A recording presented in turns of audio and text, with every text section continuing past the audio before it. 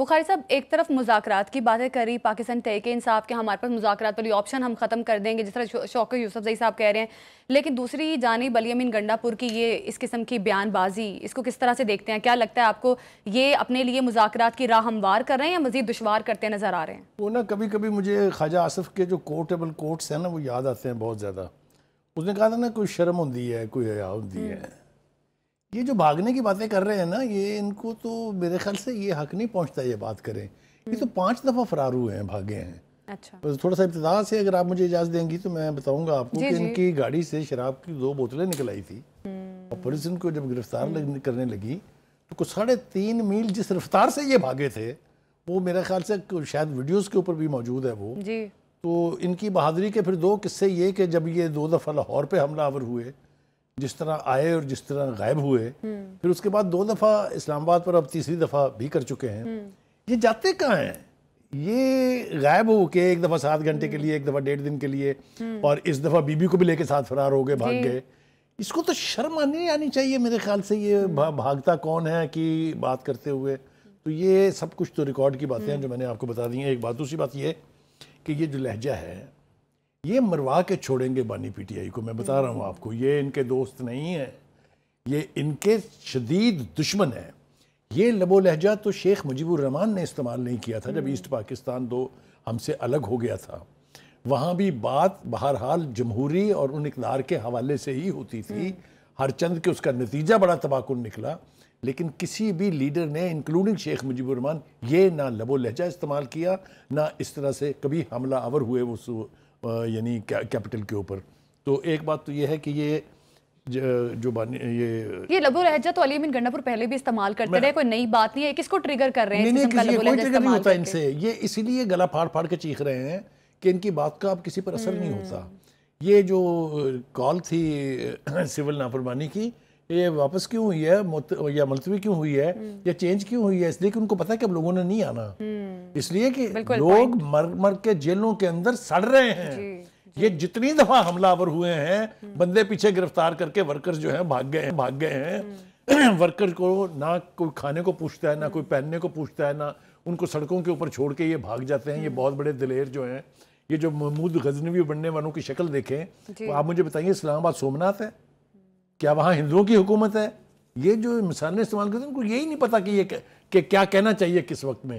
تو ان کی تو بات آپ چھوڑ دیں. ان کے حوالے سے تو میں آپ کو یہ بات ذمہ داری سے کہہ رہا ہوں کہ یہ میرا لگتا یہ ہے کہ یہ اس ایجنڈے پر عمل پیرا ہیں. کس کا ایجنڈا یہ میں نہیں جانتا کہ بانی پی ٹی آئی کو فارغ کرو جی، اس سے جان چھڑاؤ.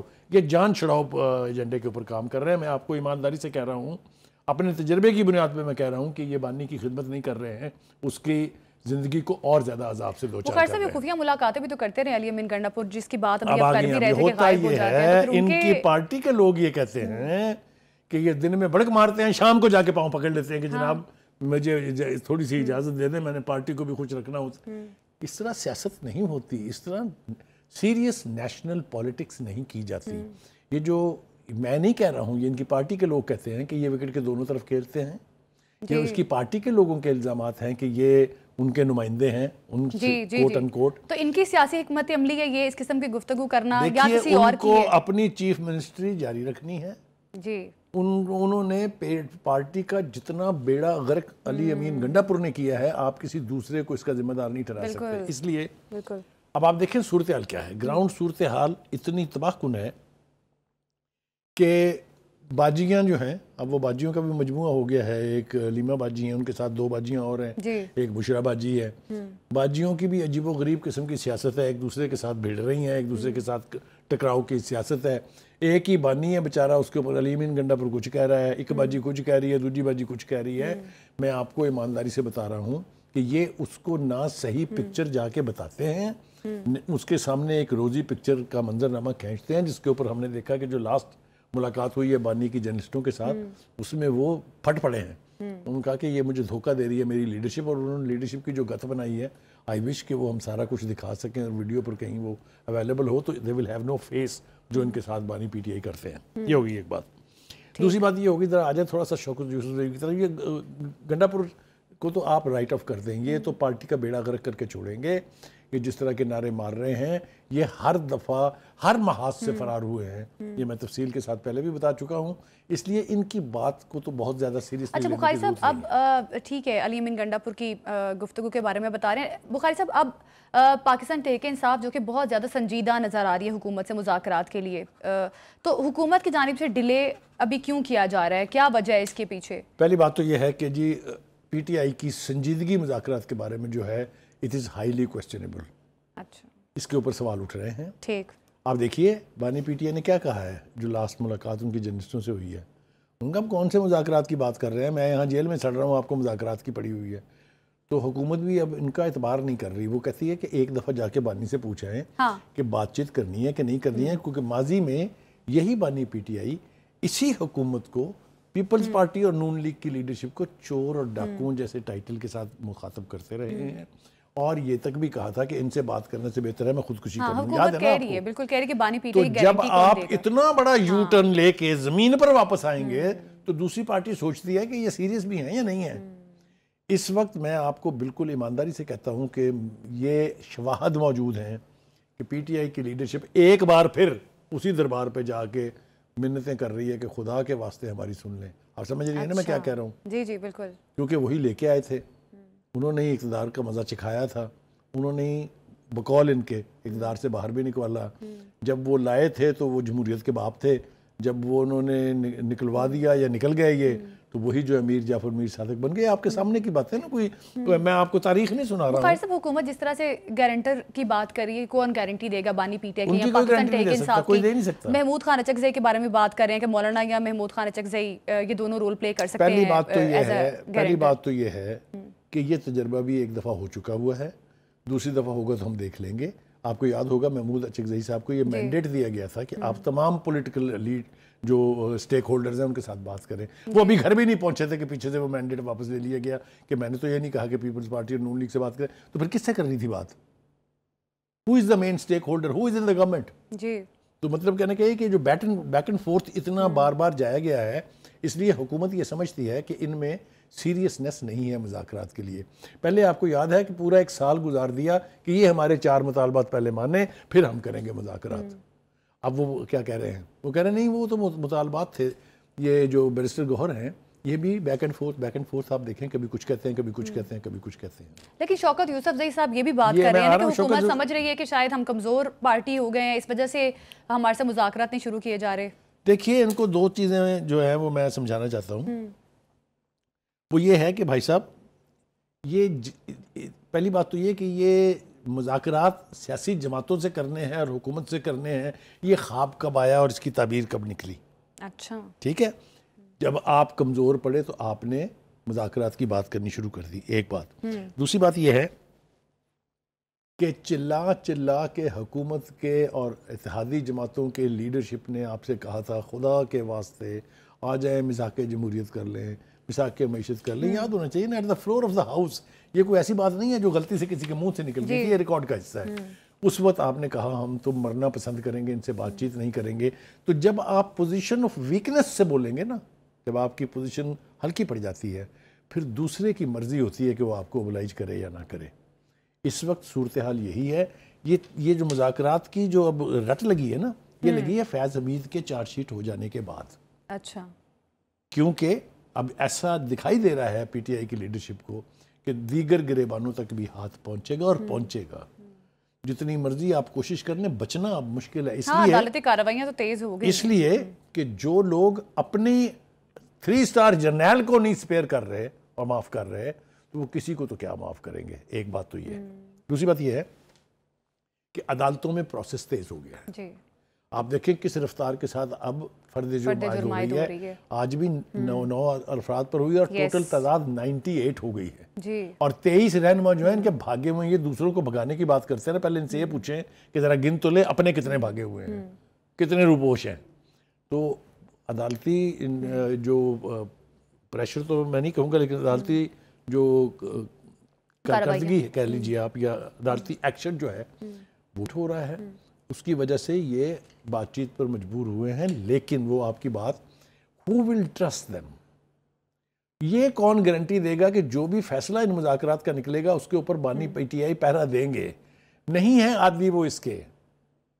وہ اب اس وقت کیا ہو رہا ہے, پوری پی ٹی آئی کی لیڈرشپ نے مذاکرات کا ایک ماحول بنایا, آپ کے سامنے ہے نا. بالکل ایسے لگا کہ یار چلے الٹیمیٹلی یہ نیا کسی کنارے لگی ہے, بات چیت ہوگی, کوئی حل اس کا نکل آئے گا. ایک پیشی ہوئی ہے بھائی صاحب کی, جرنلسٹوں سے ان کی ملاقات ہے, انہوں نے ایسی تیسی پھیر دیا. انہوں نے کہا who the hell you think you are, کون کر رہا ہے مذاکرات, کس کے لیے کر رہا ہے مذاکرات, کیوں کر رہا ہے. آپ کے سامنے ہے نا یہ ساری چیز. جب اس قسم کا رویہ رہے گا تو حکومت اور حکومت کی الائز پارٹی کے لیے آپ کا ٹرسٹ کرنا جو ہے وہ ذرا مشکل ہو جاتا ہے. گارنٹی آپ کی دینے کے لیے کوئی تیار نہیں ہے. آپ پوچھ کے دیکھ لیں, نہ چغزئی صاحب گارنٹی دے سکتے ہیں, نہ مولانا فضل الرحمان دے سکتے ہیں.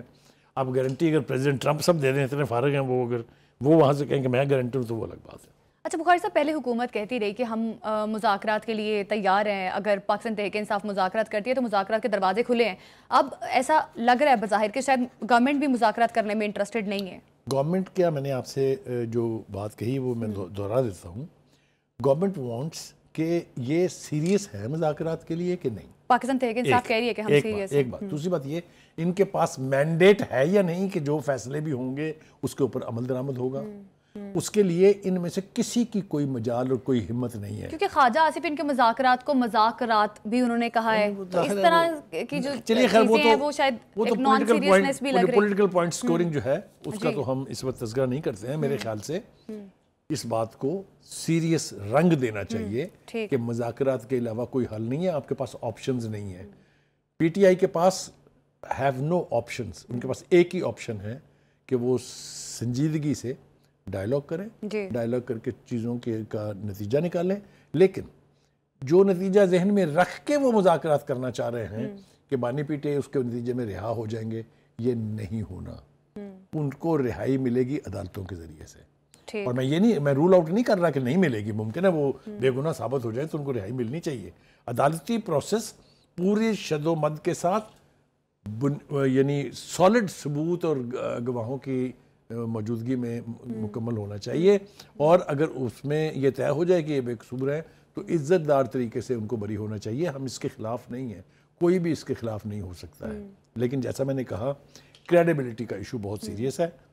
جب تک نتیجہ خیز مذاکرات نہیں ہوں گے پی ٹی آئی کی مشکلات میں اضافہ ہوگا, کمی نہیں ہوگی. بخاری صاحب, سول نافرمانی کی تحریک بھی شروع کرنے جا رہی تھی پاکستان تحریک انصاف. اب کہا جا رہا ہے کہ نہیں, مذاکرات والی آپشن پہ ہم غور کر رہے ہیں, اس وجہ سے اس کو نہیں شروع کیا جا رہا. کیا لگتا ہے کہ پاکستان تحریک انصاف آگے چل کے اگر مذاکرات نہیں کامیاب ہوتے یا مذاکرات شروع ہی نہیں ہوتے تو پھر کیا سول نافرمانی کی تحریک شروع کر سکتی ہے؟ پہلی بات تو یہ ہے کہ میں اپنے آپ کو اتنا بڑا بیوقوف ثابت کرنے پر آمادہ نہیں ہوں کہ میں یہ مان لوں کہ انہوں نے اس وجہ سے ملتوی کر دی ہے کہ مذاکرات شروع ہونے والے ہیں.